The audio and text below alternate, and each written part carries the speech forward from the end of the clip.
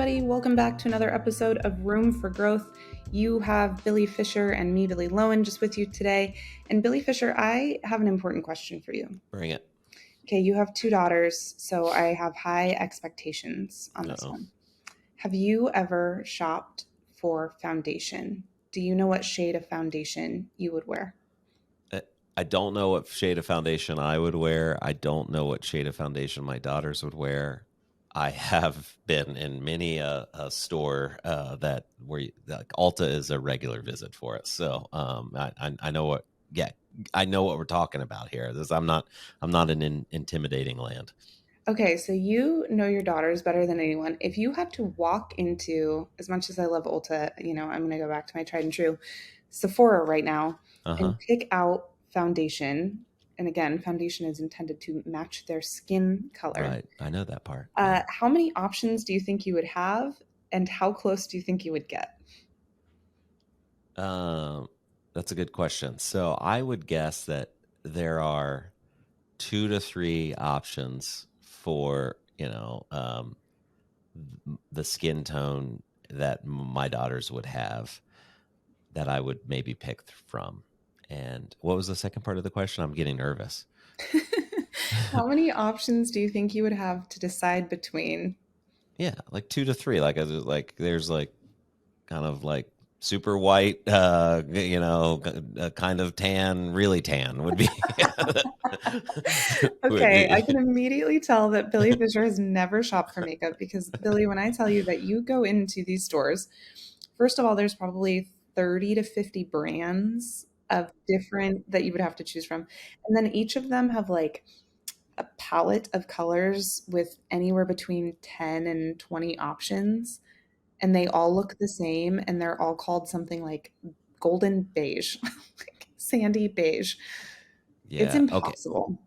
Can I make a confession real quick? I do go to these stores. I kind of like walk around in a weird way with my hands in my pocket, and then I start to freak my daughters out because I'll just randomly start sampling stuff that's like lotions and stuff like that. And so I don't know if I've ever actually paid attention to the foundations. Why are you asking me about these makeup questions? Today, Billy, I want to hound you and I want to talk about personalization, and not just personalization for personalization's sake, but really like what is the true return on investment that brands are getting from personalization. I recently read a Boston Consulting Group set of research that came out about this topic, what brands are seeing the greatest ROI from personalization.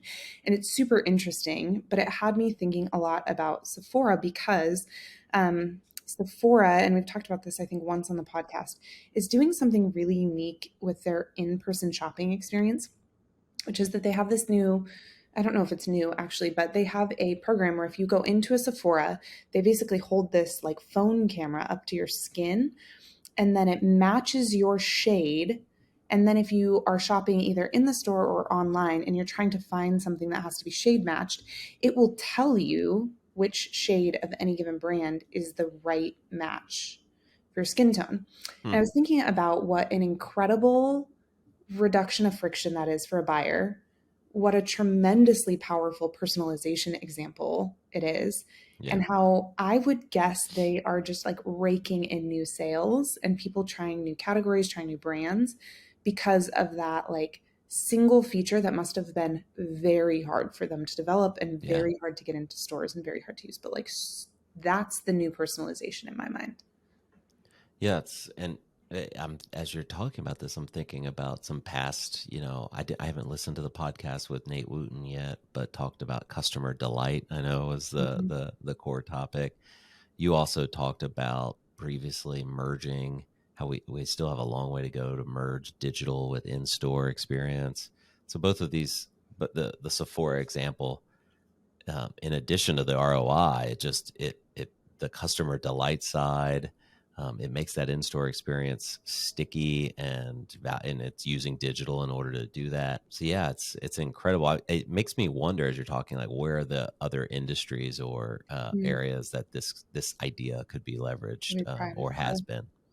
Totally. Yeah. I think like delight based or friction reducing personalization, anything that is really solutions based is going to be kind of the next wave of what we see. But I actually can give you an answer to some of that, Billy. So again, I'm going to like cite some Boston Consulting Group data for you. This is not us and our data.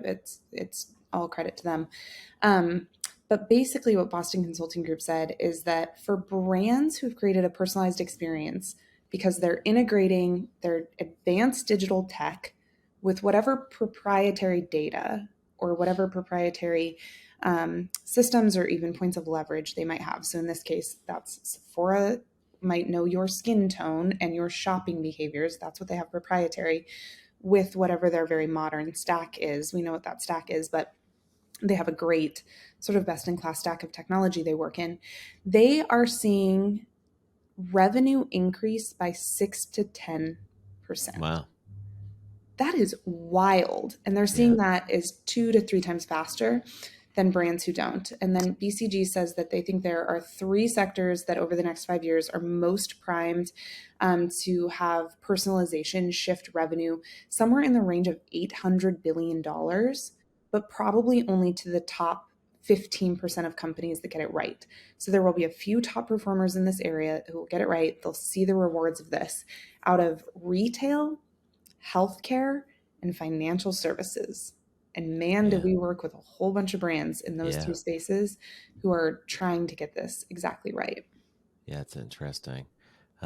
Immediately, yeah, I'm glad you mentioned healthcare and financial services because we're going off the Sephora example. I was immediately going into all these kind of retail consumer experiences. But what do you think a great personalized experience with a financial institution looks and feels like?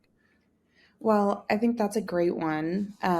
But let's talk about the challenges that we see just today. Hmm. So many financial services clients, whether you're applying for a credit card or you're taking out a home loan, there's just a tremendous lack of education.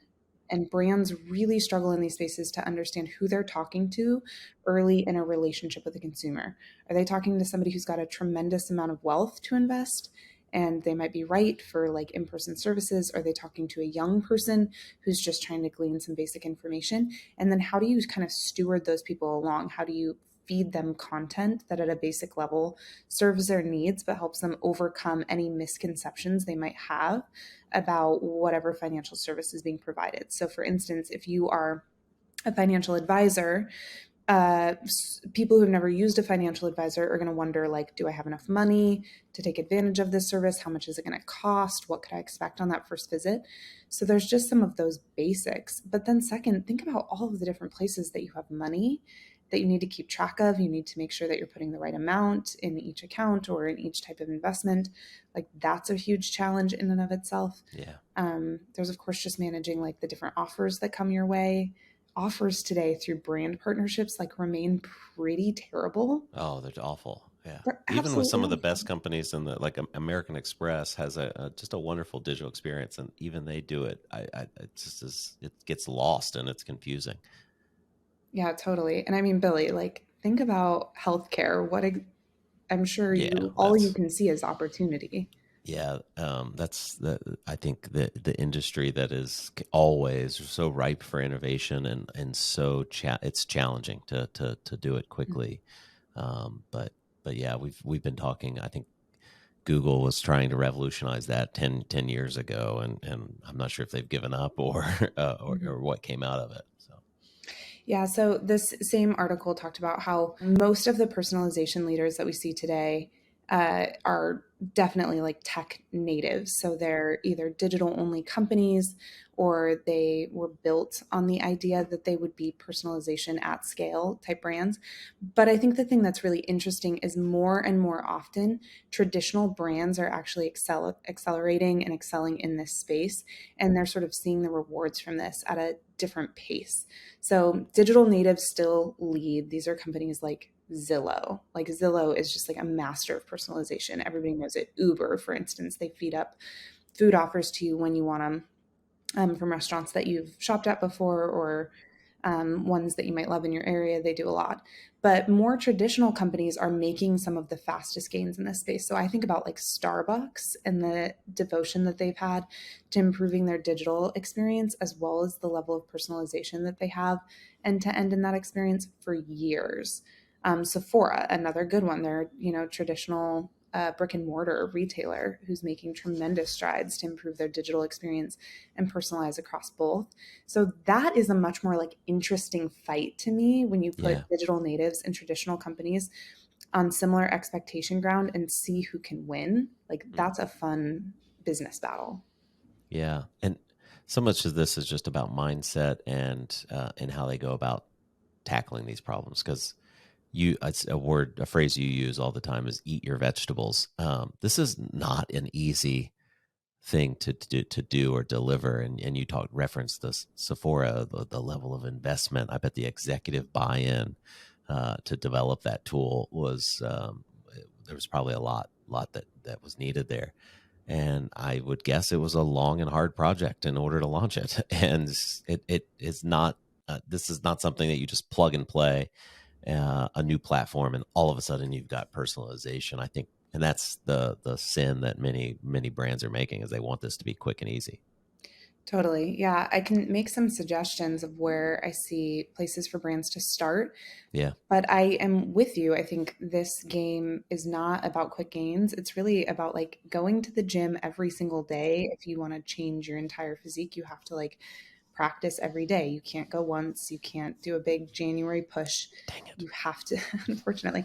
But before we do, let me tell you about some of Starbucks' results from Yeah. the personalization investment they've made, because this is wild to me. So they said the personalized games have helped to triple Starbucks' marketing campaign results, which is wild. If we Wow. had clients who said, "Can you triple our marketing results?" we Yeah. would have a lot of questions Yeah. about the Right. plan and the investment to do that. It's doubled their email redemptions and generated a threefold increase in the incremental spend of customers redeeming offers. So it's really saying for customers who are redeeming an offer, taking advantage of a coupon, of some kind of stars offer, of a loyalty program redemption, it's threefold increase in their spend, Wow. which just really like flips, I think, archaic loyalty knowledge on its head. And then in addition, I think this is almost more fun because this is what I like preach about a lot. I feel like is that because their results are so good, because they've learned so much about their consumers, because they are really good at understanding what their consumers need in order to spend more, they are so good at marketing now that they have reduced their spend. So they've kind of like looked at their mass marketing spend, brought it back, reduced it pretty significantly, and instead they're investing a lot more of that money in like more personalized offers, more personalized messaging, and really incentivizing the right behavior. That to me is like when you're really winning, when you Yeah. know we actually don't have to spend a ton of money on this thing that we've done forever or that everyone else does, because we know if we do this for this group of people, it will win. Love it. Yeah. It's like a sniper strategy. You're just only deploying the tactics that you know are going to work. I love it. A couple of tips on, I think, where to start, some things I'd like to see more companies do. So, one of the first is just to be running more experiments. Like, I feel like we've been talking about this for 15 years, that experimentation is really key. But what we're finding in personalization is that top performing brands are running more than 20 sets of personalized communication experiments every single month. That's a great challenge. If the baseline is how many personalization experiments can you run in real time to be assessing, to understand how many days it takes to get those offers out the door, how much personalization you need to add to any given offer to really impact the results. Like that would be challenge number one. Every company can do this. They can all be experimenting more. Nobody has an excuse for poor experimentation these days. Yeah. So that would be low hanging fruit one. I think another would be to hire a product owner of personalization. So There you hire go. somebody whose job it is to think about your customer segments and what they truly care about and what data it would take to be able to leverage those particular like delight or solutions or pain points and think about how to mature in this way. I also think like transactional messages are really low hanging fruit. Transactional messages are the most well read, the most opened messages that anyone receives. And they are so boring. And I understand that there are some legal reasons why sometimes they have to be boring, or they have to just be a receipt and you can't be like upselling and cross selling. But there is a lot more that brands could be doing in those transactional messages to make them more inviting, to make them work just a little harder for each brand and make the content feel more personalized in and of itself. And then, second or last, this isn't a cheap one, but if you're not playing with language, language is like one of the most important forms of personalization out there. Find out if you have Spanish speaking consumers and test Spanish messages. It will be a little bit more costly. You'll have to do some work, but I guarantee the results will go Yeah, through the roof. love it. Well, I think we've been talking about personalization in some ways in almost every episode, and I love the examples of the folks doing it right. When you start to ask me about examples that come to my mind, I feel bad. I almost just go to all the like negative, non-personalized experiences that I've had, and I think there's a ton of room. Hopefully, the mid-tier brands or the brands that aren't rolling off the tongue. We've been talking about Sephora and Starbucks. Those are like digital leaders. Hopefully, some of the others will start to follow suit and start to see the clear ROI. Yeah, I definitely think there are some, and there's just like opportunities abound. Definitely can't wait to see this be improved in healthcare and financial services, because when you look at a whole industry, Oh you're like, gosh. well, I don't see a ton of people doing it right. There's a few, but I see a lot of opportunities to reduce friction. That is the kind of stuff that gets me super excited. Awesome. Well, thank you to our listeners. Thank you to everyone for listening in today, and we will see you next week on Room for Growth.